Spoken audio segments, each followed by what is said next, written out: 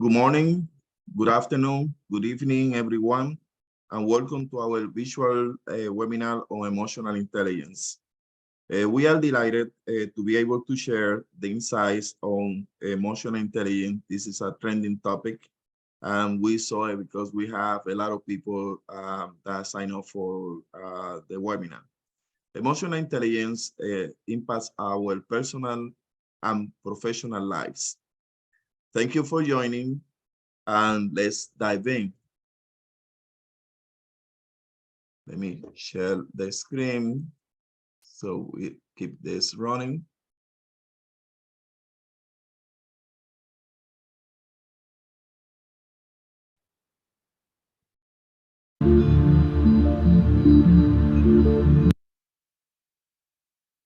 Well, the topic that we have for you today is the emotionally intelligent PMO and project management leader. So Tony and Tony, Tony Rosella and Tony Prensa, we're gonna be delivering this interesting topic. So we have an agenda for today's webinar. We're gonna do the introduction, sharing with you the objectives and the takeaways out of this webinar. We also have a poll that I'm gonna run. And then we're gonna go into more in detail about emotional intelligence framework and the thing that we wanna share with you. Tony, he's gonna have the experiential of the application on EQ.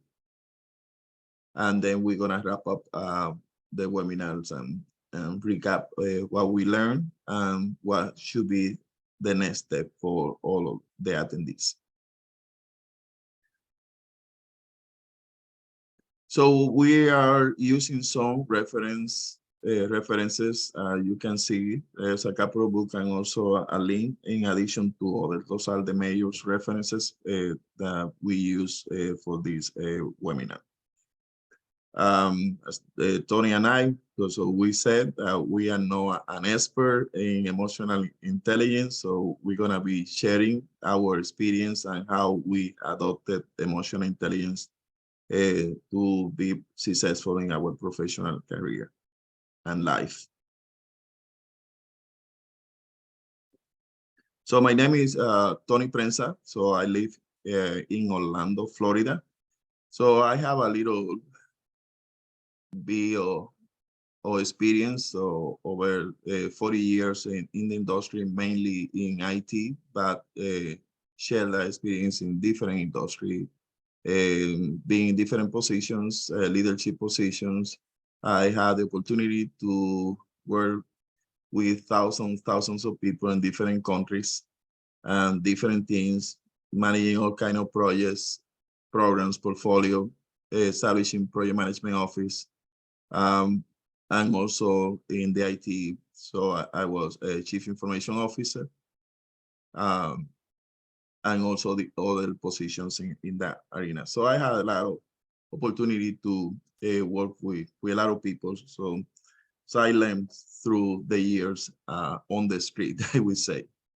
So I have passion for all those topics. So my degree, my PhD is in organizational leadership. So I learn more about the discipline, management, leadership, managing virtual teams, strategic thinking, strategic planning, all those kind of things that we do in those roles.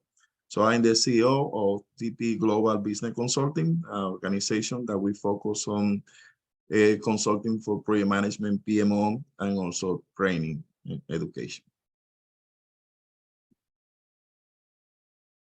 So let's Tony to introduce himself. Good evening. Thank you, Dr. Prensa. My name is Tony Rosella. I'm out of Annapolis, Maryland, which is between Baltimore and DC.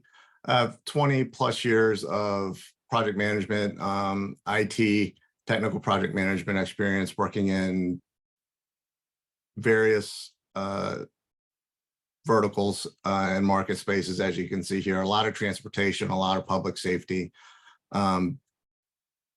lot of healthcare, pharmaceutical, which ties into supply chain, a lot of government work as well. In a previous life, I was a master curriculum developer over 20 years ago. So before this really, before I really became into the PM space and the PMO space, I was ran a unit within the Maryland State Police and became a trainer, master trainer within the state police there. And over time, one of the biggest pieces of advice I had was, always have mentors. And then as I grew, it became, okay, now that you've been a mentor or you've had mentors, now you need to become a mentor. So I serve and still have mentors in my life, and I have mentees in my life. All just fascinating people. I've been coaching and training for more than 15 years at a pretty high level of intensity, managed global IT projects, been all over the world, founder and managing member of Convergent Enterprises, and the organizations that I mentor with is Severn Leadership Group, which is a pretty high level program that they deliver called Difference Makers, which is how it's about leadership, and leadership starts with you, right? It starts with you as the person. How do you assess yourself and become the leader? And that has been a big eye opener for me. Just other areas of things that I do, just a consummate learner about everything. That's one of my whys. So it's one of the questions that you ask yourself as you get into anything is, why am I doing this? What do I get out of it? Or the with them. I just love learning. But as a part of that, anybody that's been in PM and PMOing, you become a complex problem solver, depending how you do and how invested into it you are. You become the person that people come to help when there's high levels of uncertainty, to help bring that uncertainty and constrain it down into something that can be actionable. You also, working in various markets and verticals, you streamline business processes always to attain to achieving the business objectives, of the organization you're working with. And it was always generally as a consultant. So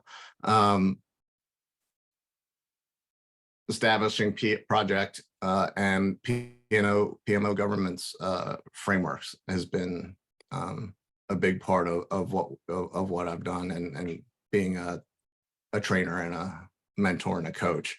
The last line, coach, mentoring, and training, is probably what I'm most, and EQ as well. I mean, when Dr. Prince and I first started talking about EQ and we put it out there, I mean, we were starting to get hits right away. So we knew there was a vacuum or there was a vacuum a little bit in the space in the PM world. So there's a lot of room here. So we will, Dr. Prince, when he goes through some of his material, will be delivering different models. And we know there's people on the call that are a whole lot more educated and trained in EQ than we are, but we're making ourselves vulnerable and open to you guys on the call who are joining us to say, hey, this is what we've learned, and maybe you can take something away from that. So that's just a nutshell. Thank you. Yeah, thank you, Tony. Okay, for you, so what we want to do is in the chat, if you can put your name, where are you joining from, the current role that you have, and is a project manager, or are you a PMO, what role you have, and if you want to share your LinkedIn profile so we can go after and then connect with you. So we always active in LinkedIn. So if you want to reach out to Tony or me, so you can do it through LinkedIn. So the learning objectives that we have for you today is to understand the basic concepts on components of emotional intelligence. We're going to talk about the applications of some of those components in emotional intelligence. I always confuse emotional intelligence, human intelligence, artificial intelligence, and also to understand the emotional intelligence and how it applies to the PMO and project management leaders. Some takeaways that we expect for you to take out of this meeting. So in the chat, I already sharing with you questionnaires that you can measure. It's not like a formal, there's more formal studies about that you can take those assessments and measure your EQ. But this is a starting point. So there is a questionnaire that I found. So it's not my own. So I found that questionnaires I thought it's interesting to share with you. I posted that document in the chat, as well other documents that you will see in the chat. So understanding and managing emotions, that's how we expect that you get out of this webinar, improve your effective communication, and also build better relationships. So I'm gonna run, so you answer the poll. So we're gonna continue talking. So I'm gonna launch the poll with some questions. So I appreciate if you can answer those questions while we continue advancing with the content of the presentation.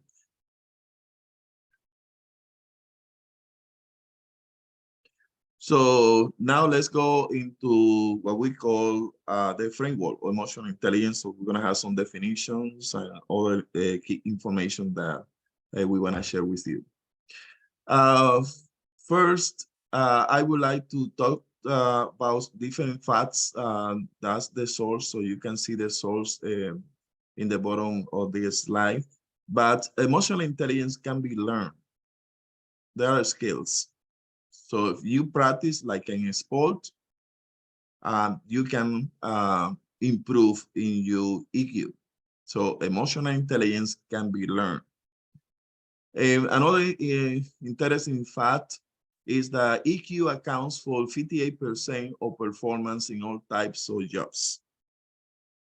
Better performance if the people have a high EQ.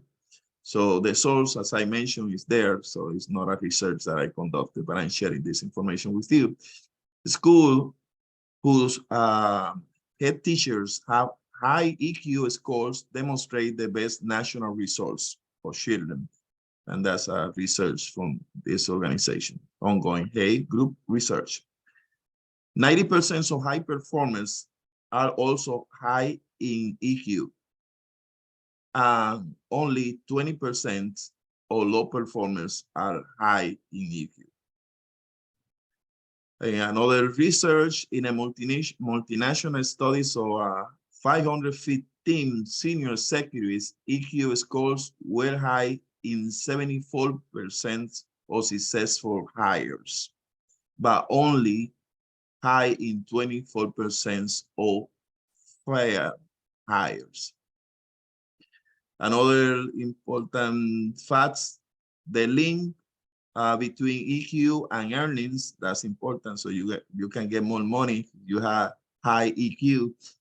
They said that every point increase in EQ adds to your salary $1,300 to your annual salary. In another research, say a study of 300 top level executives from 15 global companies, 85 to 90% of leadership success was linked to emotional intelligence. And that's another research, so you can see the citation in each of those quotes. I was reading another the other day an articles there some of the big CEOs of these great companies like Microsoft, Google. So they conducted a research about the EQ of those people. So they have listed the names, so I didn't put it here. So, but that's something if you wanna look for it, so you can research and Google it, and you will see of those leaders who have a greater EQ. This is another research. I also share with you the entire document so you can read it quietly. But this organization, McKinsey and Company, they conducted a research to determine the most important skills that the organization of the future and the present need of the employees. So they found that 56 foundational skills are required to drive the work in the future.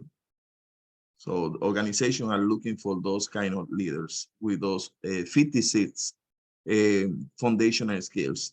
And they segregated those skills in 4 areas, like cognitive, interpersonal, self-leadership, and digital. But 66% of the 56 foundational skills are related to emotional intelligence. So you can see how important is emotional intelligence for us. 66%, that's basically out of 56, that's 37 skills are related to emotional intelligence. So as I said, the document is listed attached in the chat, so you can download it, and it has a lot of other information that I found interesting. So I'm gonna run this. It's important because we're talking about emotional intelligence, but it's important to know what are emotions. So I have an invited guest here that he's gonna tell us. As we said, we are not experts in the emotional intelligence, we are sharing our own experience and how emotional intelligence has helped us to be better professionals. Now, I will share some definitions of emotions. Emotions are complex psychological states that involve a range of physiological and cognitive responses to a particular stimulus or situation. Emotions can be triggered by internal or external factors and are typically accompanied by subjective feelings, such as happiness, anger, fear, sadness, or surprise. Emotions are typically experienced as a response to events or circumstances that are personally relevant or meaningful to an individual, and can have a powerful impact on their behavior, thoughts, and overall well-being. Emotions are influenced by a range of factors, including genetics, socialization, and environmental factors, and can be expressed through a range of behaviors, such as facial expressions, body language, tone of voice, and other nonverbal cues. Thank you for your attention. Those definitions of emotions. So we are humans, so we have emotions. We know we have emotions. As we said, so these faces represent some kind of emotions. So we are excited, or we might be sad, or angry, sick, surprised, happy, unhappy, or bored. So all those kind of, I would say, emotions that we usually experiment. So those emotions affect how we think, our rational thinking. And we're gonna see. So that's another research, and you also can research out there. So that's I found from that source that 27 emotions has been identified by researchers. And the idea is not that you read everything in there, but those are available in any source that you wanna look for. 27 emotions. That's what researchers have found so far. So when we talk about emotional intelligence, it's not something that has a lot of time out there. So you can see in the timeline that I prepared. So everything started in 1990 in a conference. A lot of things happen in conferences. So those gentlemen That was the first time that they coined the word emotional intelligence, 1990. But emotional intelligence became popular because Daniel Goleman from Harvard, a psychologist, so he published a bestseller in emotional intelligence book. That's when emotional intelligence became popular. So in 2000 was when the first tool to measure emotional intelligence was developed. The name is Emotional Intelligence Appraisal. In 2003 was the first international conference of emotional intelligence in Spain. 2009, Yale established the Center for Emotional Intelligence. In 2018, the World Economic Forum identified emotional intelligence as one of the top 10 skills that organization will need to lead all the organization in the future. And 2020, so everybody figured out, so we COVID, so a lot of people got in stress, uncertainty, like everything gonna disappear. So emotional intelligence was a factor for a lot of people to overcome the situation that we have with COVID. So that's a timeline of emotional intelligence is something that is not too old, but it's not too new. So it's something that now is a trending topic. Like Aya, Aya is from 2001, but it's now when organizations have figured out that Agile is important. Emotional intelligence has different models. So when you think about emotional intelligence, for me, because I took workshops too many years ago about, so I thought everything was about Daniel Goleman.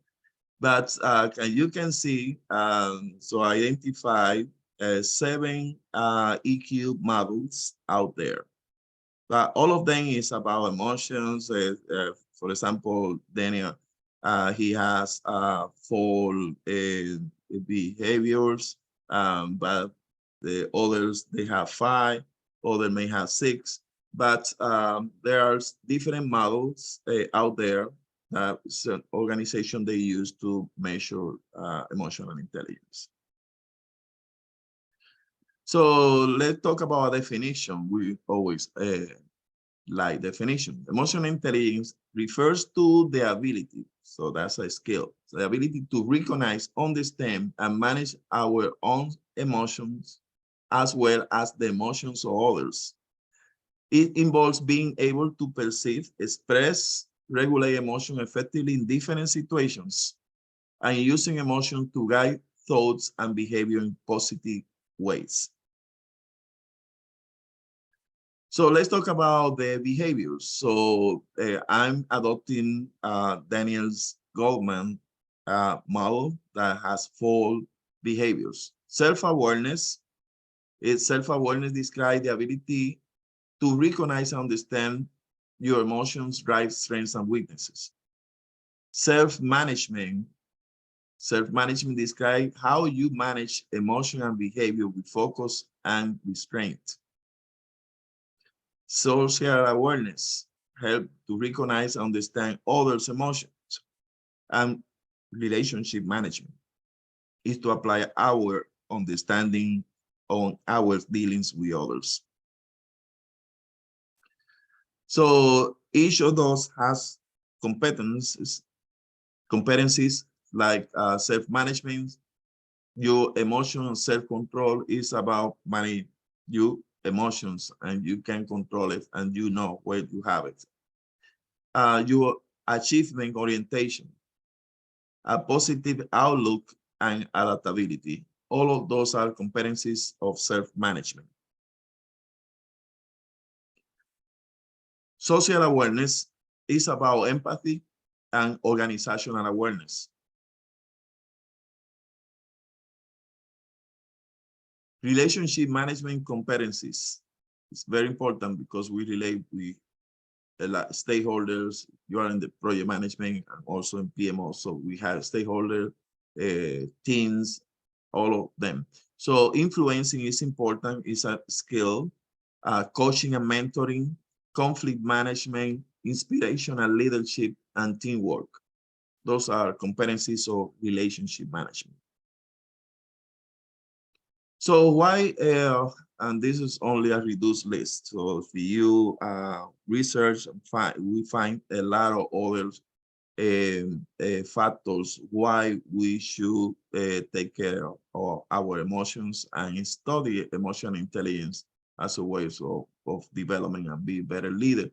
So some of them are building strong relationships. So I always say in my workshops, it's not about relationship. I say more about connections. Connections are stronger. So that's why you want to connect with the people that you work with, your team, in the personal life. So we are social people. So having better, if you have a high EQ, so you're gonna have a better connection with people that are around you. Better communication, improve decision making, conflict resolution, and leading with empathy. Those are the key areas where emotional intelligence will help you. So I have two video. One is about what emotional intelligence feels like from a PMO manager, PMO leader. So let's listen what she says. Hello, dear project managers and PMO leaders. I appreciate you took the time to attend to this interesting trending topic, emotional intelligence. My name is April, and I assist Dr. Tony Prinsa with power skills like emotional intelligence. I am an emotional intelligent professional. Let me tell you a little bit about it. As a PMO director, I am committed to building a positive and supportive work environment for my team. I understand that project management can be stressful and demanding, and I strive to create an atmosphere that promotes open communication, trust, and collaboration. To achieve this, I actively work to develop my emotional intelligence skills.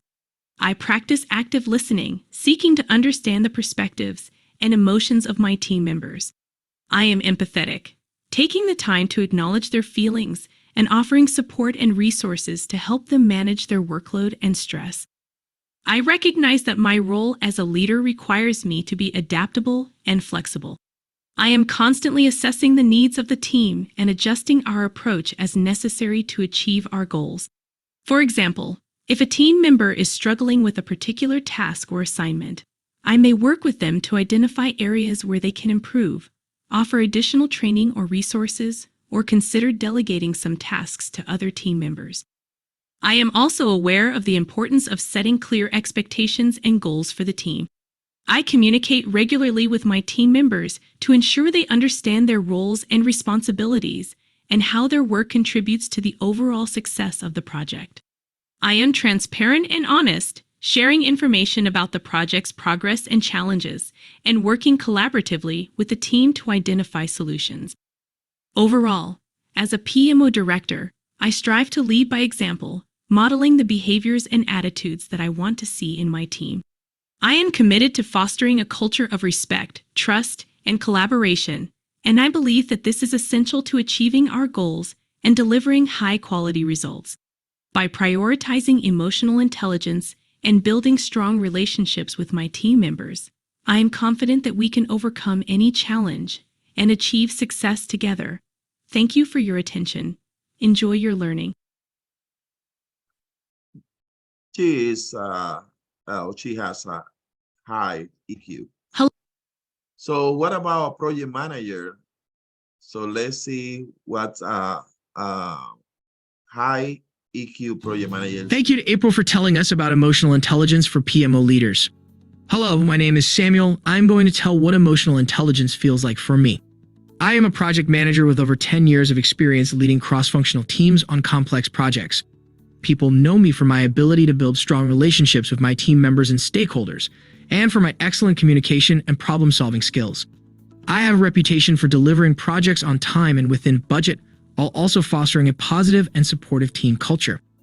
One of my recent projects involved leading a team of developers and designers on a major software development initiative. Early in the project, I noticed that some of the team members were struggling to keep up with the pace and complexity of the work, which was leading to frustration and burnout. Recognizing the importance of addressing these issues early on, I took a proactive approach to managing the team's emotional well-being. First, I used her self-awareness skills to monitor my own emotions and reactions to the team's challenges. I recognized that I was feeling frustrated and stressed, but I was able to manage these emotions and maintain a positive and optimistic outlook. This helped me to model the behavior I wanted to see from my team members. Next, I used her empathy skills to connect with my team members on a personal level. I took the time to listen to their concerns and frustrations and offered support and encouragement where needed. I also worked with the team to prioritize their workload and identify areas where additional resources or support might be needed. Finally, I used my social skills to communicate effectively with stakeholders and other project team members. I kept everyone informed of the team's progress, and I was transparent about any challenges or issues that arose. I also took the time to celebrate the team's successes and recognize individual team members for their contributions. Thanks to my emotional intelligence skills, the project was delivered on time and within budget, and the team members felt valued and supported throughout the process. My ability to manage my own emotions, connect with my team members on a personal level, and communicate effectively with stakeholders was a key factor in the project's success. I really appreciate your time to listen to me. Enjoy the webinar. That is emotional intelligence. So I have an exercise, but you also have in the chat another document that I prepared for you. So that's gonna be homework for you to practice some of the emotional intelligence behaviors. And this is another one. So this is a homework for you. So you have the paper posted in the chat. You can take it. So now I'm going to pass on to Tony so he can talk about the application of everything that I talk about, the theories, the frameworks, behaviors. So Tony. So Thank you, Dr. Prince. if you have any question, please, you can post it in the question areas or in the chat. So I'm gonna be checking and trying to answer them. Yeah, so we like to make this as dynamic as possible. So if you have come across a question or you have anything like that, I had a couple people say that, you know, they're pretty young in the game of being a PM or in the PMO space. We need to first understand that they're very different things. And I'll talk about that in a little bit. But one of the things, one of the kind of quotes that I have that I keep in my mind is that, you know, anytime you talk about EQ or emotional intelligence, you know, people want to debate it, you know, and I'm like, look, I'm not an expert. I can only tell you how I've used it in my experience. And there's many different models and definitions of EQ. Lots of different frameworks. It's developed, as Dr. Prince said, since back in the 90s. And there's lots of opinions on how best to implement which one they think is best. And that's great, whatever works for them. For me, personally, the simplest as a leader is to be authentic, genuine, honest, and transparent. Sometimes that transparency is, I'll quote, as much as possible. You know, if you're at the C-suite or sitting at the table with the board, some things just, you know, they don't leave the room. So you can't say everything. But as far as when you're dealing with your teams, whether it's your team inside of a PMO or you're a PM and you're running a team or several teams because you're running a global project and it's a follow the sun, let's just say it's an application development and you have different dev teams that work on different software all over the world so that you have 24/7 development happening. So you have to be able to you have to be able to, lead in that perspective and have people that you trust around you in order to be most effective and not get so stuck in the weeds that you forget the big picture of, as a leader, part of that is protecting yourself first and then also protecting your team.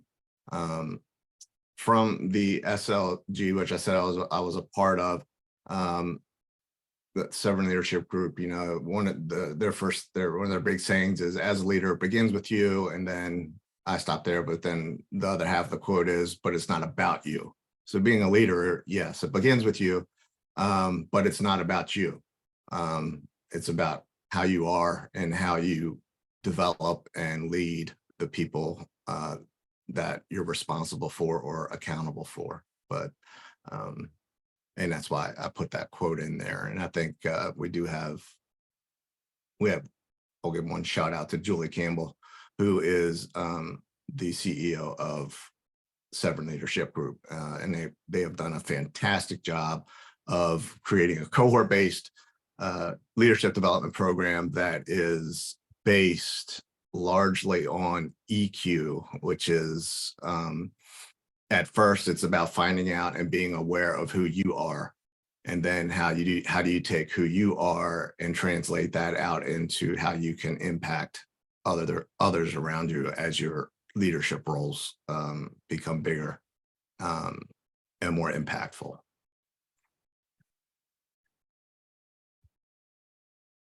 So in what I call the 3 PMO space, or 3P and PMO. So 3P would be the portfolio, which is where we have several programs, which is the second P, and then the third P is projects. So we have portfolios that are lots of programs put together for an entire organization. And we're talking usually pretty large organizations that have very specific strategic objectives that they're trying to reach. And those of us experienced in working in this environment are advising and providing some guidance to our stakeholders to how best and when to execute which projects so they can achieve their objectives better.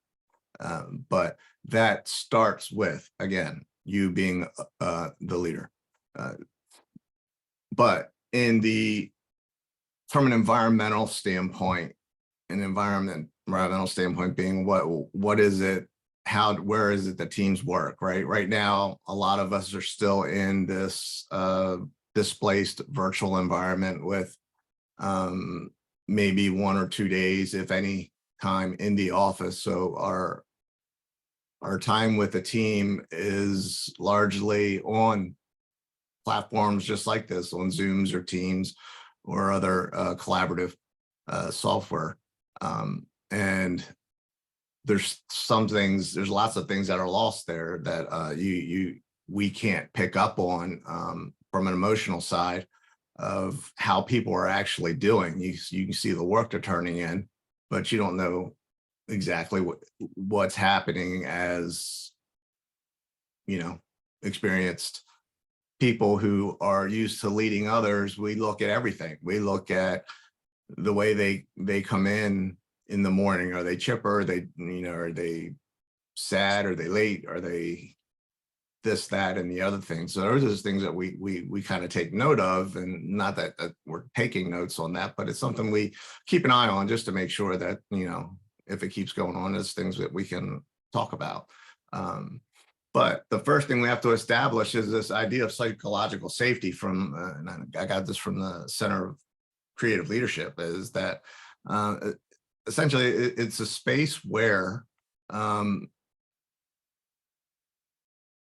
you can your ideas, express your ideas, concerns, your questions. If you make a mistake, if the mistakes are made, they can be gone over, reviewed, and that would be through a process, which is a PM or somebody who works in the PMO. We're very, very experienced with process, right? Process, frameworks, governance. Those are things that that are part of what we do every day. Emotional intelligence is one of those intangibles. And this is why we think this is where a lot of business, not just PM leaders and project managers and PMO leaders are going, but just business in general. I was watching TV the other day, and on the news they had the number one skill or attribute that a upper level C-suite person looks for when they're looking at potential candidates for high leadership or high stakes positions is EQ. So that just, goes on to validate that, EQ, yes, it is new, it is in a relative sense, but it is gaining so much steam.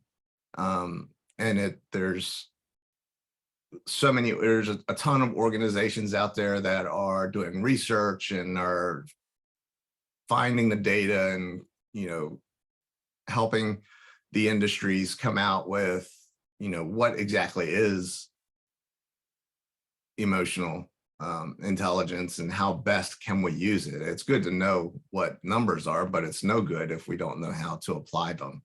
And in the workspace, psychological safety, anybody who's working in an agile team, it's about being able to have, during that scrum session in the morning, where you have that 15 minutes and to say, okay, I can say what's on my mind, and through these quick meetings that we have every day, that I'm not going to feel rejected. I'm not going to get made fun of or punished or anything like that for sharing ideas or even taking risks. If we come up with a problem, we gotta take risks sometimes, and that's just the way it goes. So as we move on to what are the traits of somebody with a leader with a developed EQ persona, is that you'll have, I have it varied at the very end there, and I think we've probably heard it 4 times already between the videos and what Dr. Prentice said, is that empathy, right? That empathy is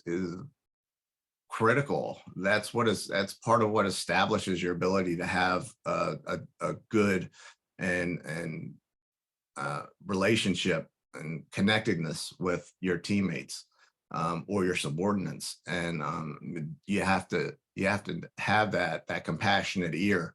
So sometimes somebody just is venting because they're having a bad day and they're frustrated about something, or they're having an argument with somebody else on the team about something, and you have to be the one who has to go and resolve it. But you have to have the empathy to say, okay, it's not always a process that needs to figure this out. Sometimes it's just a conversation. Moving on, again, these are very high level. These things could, each one of these bullets could take hours to go through and really dive into. So we're just scratching the surface tonight.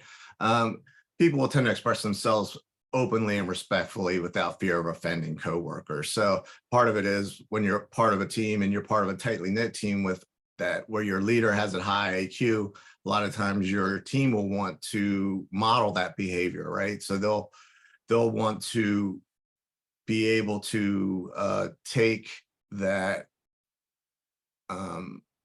expression from somebody or that feedback and not be fearful that it's going to, it's never meant to really hurt anybody's feelings or attack somebody. It's meant to just provide some feedback.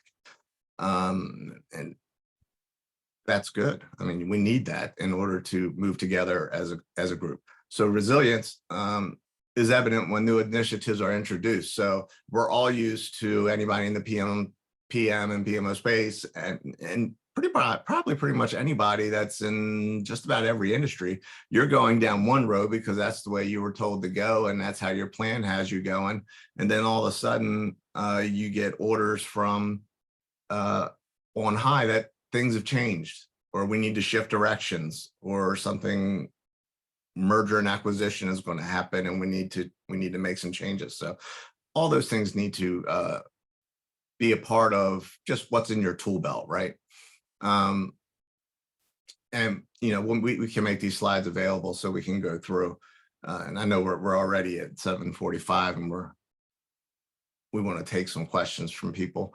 So one of the things here is about burnout, right? So burnout occurs from when you are basically you're told what to do, and you're kind of like almost feel like in your mind, even though it may be true or not, that's part of reality testing is whether or not it's the decisions that you're making in the workplace. Is it actually giving you some control over how you can do your work? If it doesn't, that can start to weigh on you and wear you down. Another one is having unclear expectations or shifting scopes in project. Unfortunately, shifting scopes and projects happens. Changes happen all the time. We just have to be able to be resilient enough and as a team be able to shift to make that mindset change and start to work towards that goal, because that's what the customer wants. Extreme levels of activity when there's just too much to do. So that's the you're always thinking about it. So you're taking what you do at work for however many hours a day, and you're taking it home. And then when you're coming back to work, you're bringing what you have at home, and you're bringing it into work. So all of that stuff adds up to life. So, when it becomes too much all around, yes, burnout can happen. We can just become blobs, and it gets real hard to do anything. So if we don't have lack of support from our PMO, our leadership, and from the business in general, it's hard to get anything done. And then again, another comment just about no work-life balance. Feelings associated with burnout are not limited to. We're not doctors, so we're not just saying this. This came from pmmagic.com. Some of it's paraphrased. There's physical parts, emotional parts, and mental well-being. Mental well-being is your depression, anxiety, those sorts of things. When you go to work, are you amped up because you're excited, or do you dread it?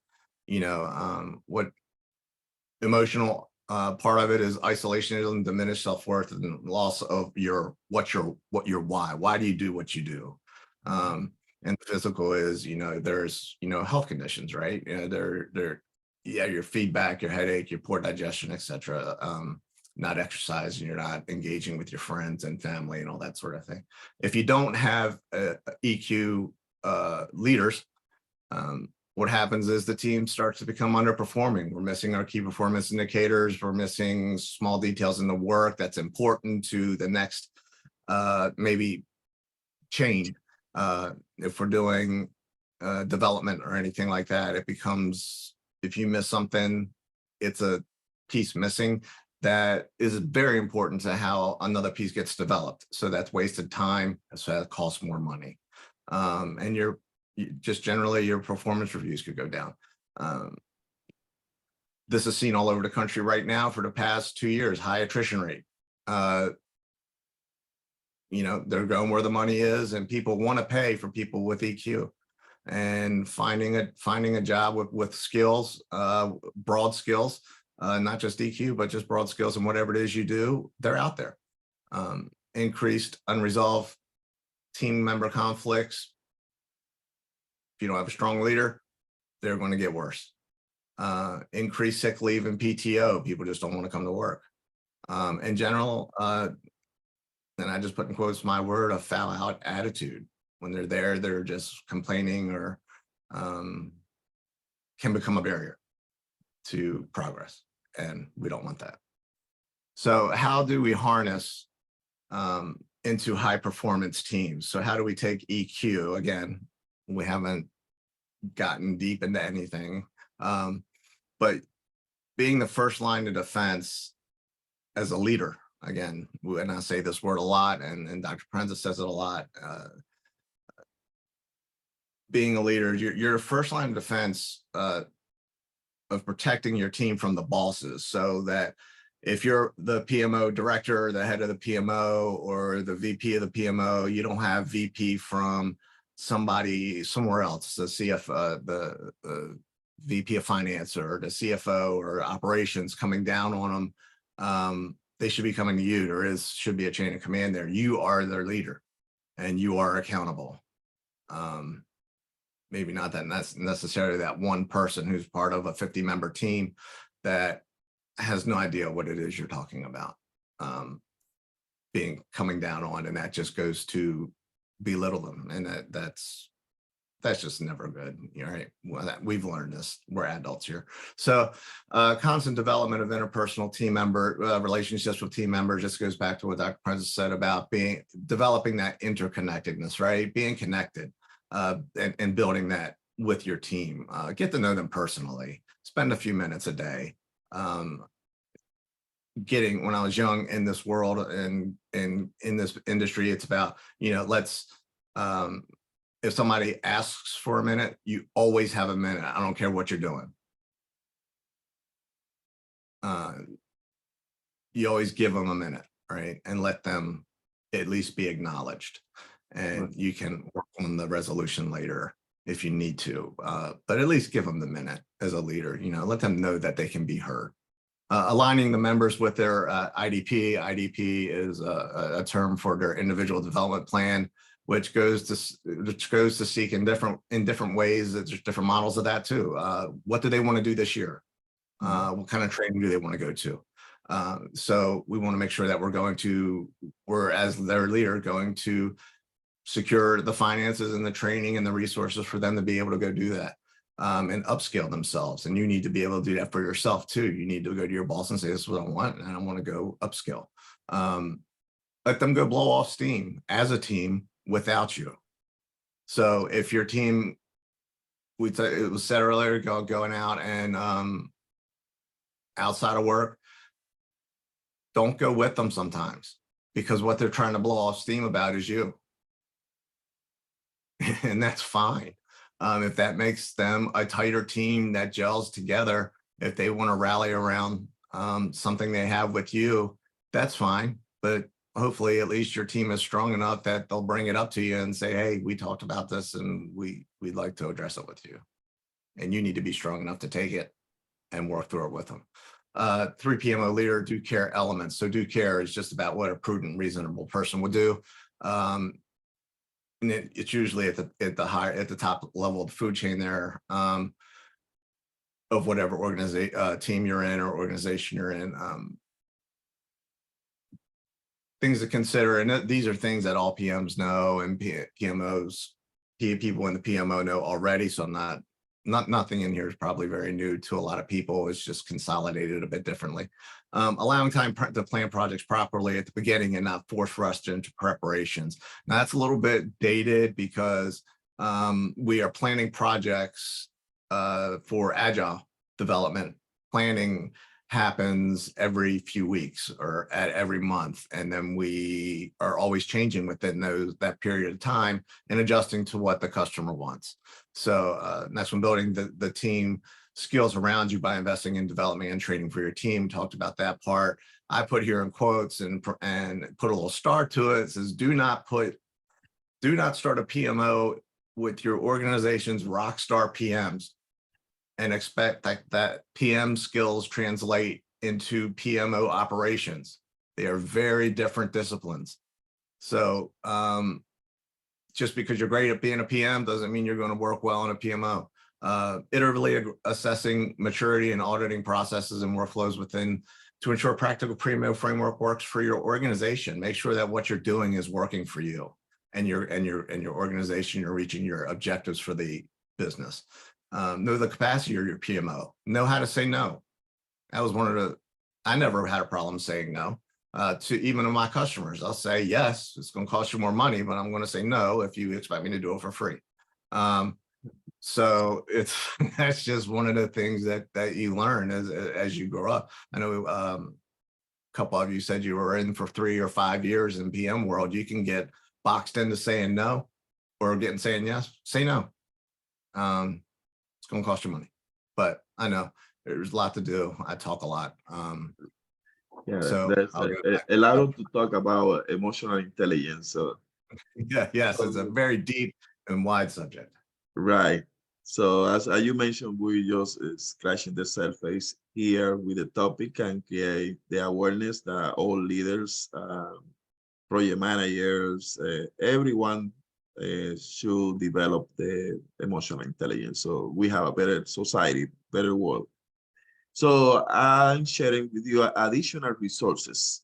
In addition to what you listen here, so LinkedIn, they have hundreds. So I spend a lot of time just watching those videos and studying. There's a lot of good stuff there. LinkedIn about emotional intelligence, also artificial intelligence if you want to go in that route. But there's a lot of topics there. YouTube is another source of a lot of good things. Dr. Daniel Goldman has a lot of conferences around the world that he talks about the emotional intelligence and what happening in the world with the topic. That's a good source of information. And also PMI. PMI, if you go and search for emotional intelligence, they have a lot of articles and research, everything related to project management. So you would like to go in there and research more about the topic. So basically, as Tony mentioned, we're just scratching the surface. This is a very complex topic. It's about humans. Everything about humans is complex. So, take the time, study, listen to those, take those courses, listen to those videos in YouTube. And also, I like to use Audible for those one that they don't like to read books, but Audible is a great also tool. So when I'm driving, so I always listen a book, or so that's another source of information. So the takeaways, we expect that you got an understanding what emotional intelligence is and how can you manage your emotion is something that can be learned, but you need to practice and you need to embrace it. That's emotional intelligence. It's something, skills that you can develop. So you're gonna have better communication, better relationship, and you're gonna have a happy life. That's what we expect from emotional intelligence, not just in your professional life, but also in your personal life. With that being said, if you have any questions that see if we can answer the question here, Tony and I, we always in LinkedIn, so you can send those questions to LinkedIn, and we're gonna be happy to answer and have a chat also in that way, so we can continue learning from everyone. So do you have any other questions that we would like to answer? We have 2 more minutes.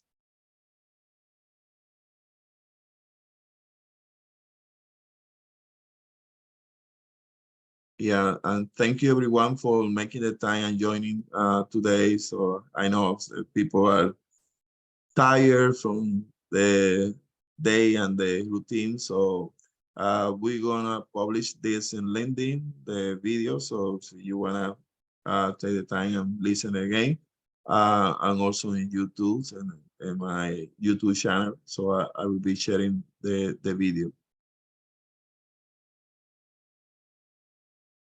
Well, thank you, everybody. I hope you got something out of it. I know it went kind of fast, but Dr.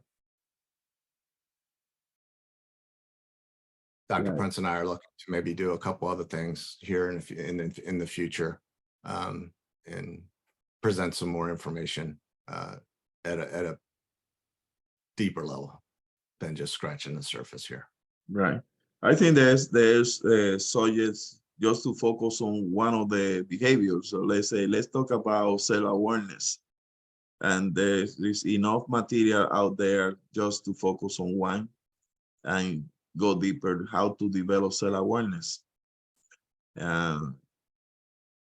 Social awareness. So there's a lot of topics. Also in LinkedIn, Dr. Daniel Goldman, he has a newsletter. He has a newsletters that he published frequently in LinkedIn. Always what happening with the developments of emotional intelligence around the world. So that's another good source of information if you want to know more about this topic. With that being said, so it's 8 o'clock. Thank you very much, everyone, for taking the time and joining. And also for those ones that are going to be listening later. And thank you, Tony, for accompanying me in this quest of delivering these trending topics, emotional intelligence. That was a good thing. And thank you for sharing your experience and knowledge. And we continue doing things like this. So sharing with the project management community and PMO community about all those trending topics. Thank you. I thank you. Bye.